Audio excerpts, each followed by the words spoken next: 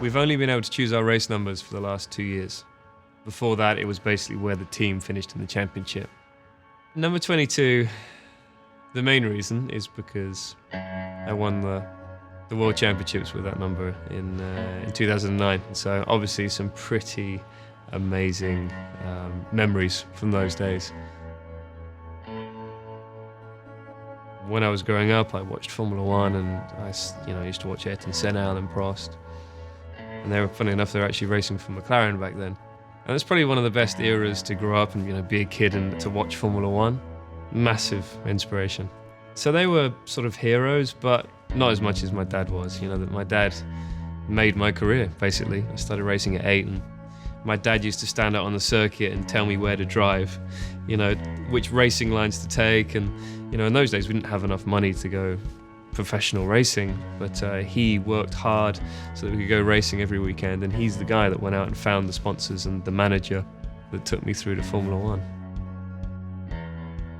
Pressure doesn't really affect me in that way, because I started at such an early age. You learn things a lot quicker at an early age. I am confident in my ability, and you understand your surroundings at speed at 8 years old. It's my 16th year in Formula One this year, which is scary because it feels like I started yesterday. Some people will like your style of driving, others won't. I, for example, loved Alain Prost, the way he went racing. Ayrton Senna, I knew he was passionate about the sport. He was a very aggressive driver and was probably quicker than Alain Prost, but Alain Prost could still beat him. They called him the scientist, the professor. He was a very intelligent driver. It's so interesting to hear the stories and see how you compare to that individual that you really looked up to as a kid. I really do think I based myself on him as a kid growing up, driving style. He was a really inspirational individual. Most special win was winning in Suzuka in Japan, because it's a circuit I watched Ayrton and Alain racing on in the 80s, fighting for a win. And I was able to win there just in front of 2 other world champions. Formula One is all about aerodynamics. As soon as you got these big wings on the car, pushing the car into the road, they work at different positions. It's so technical, and that's a part of the job that I've learned over the years, and I've loved that when you talk to the engineers and the aerodynamicists about aerodynamics. I mean, an aerodynamicist would look at that now and go, are you kidding me? First of all, the driver can't see anything.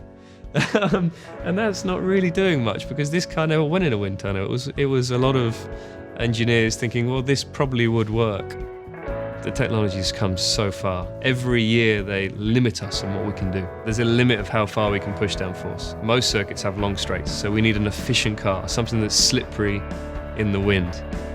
And that's exactly what you need on a bike. It's all about efficiency. It's about getting in that correct position where you're at your strongest, and it's about the frame, the wheels, the helmet all working together as one to fight through the air. When I watch the old footage from sort of 30, 40 years ago of the tour and when they do time trials, it's hilarious, the positions they're in, and the handlebars up here, and it's amazing that we didn't realise back then how important it was to be tiny to get through the air as quick as possible.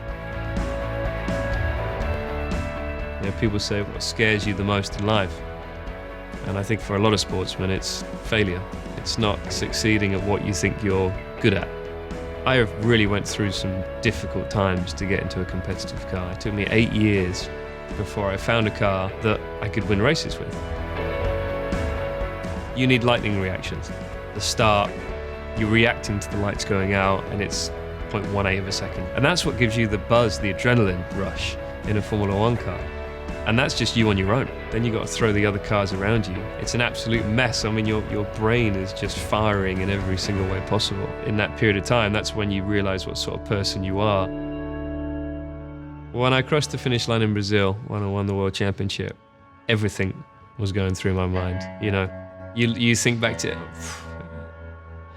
hundreds of races that you've done, and you think of what you've gone through, the good times, the bad times.